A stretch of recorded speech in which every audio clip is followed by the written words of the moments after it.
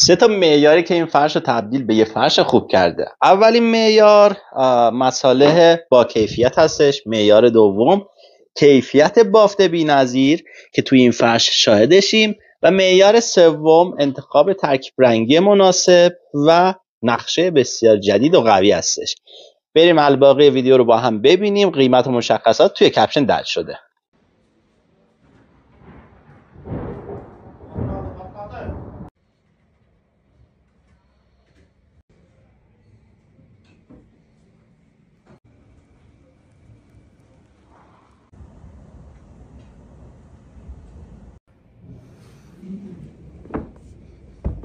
Ama bu havada demene yapışır.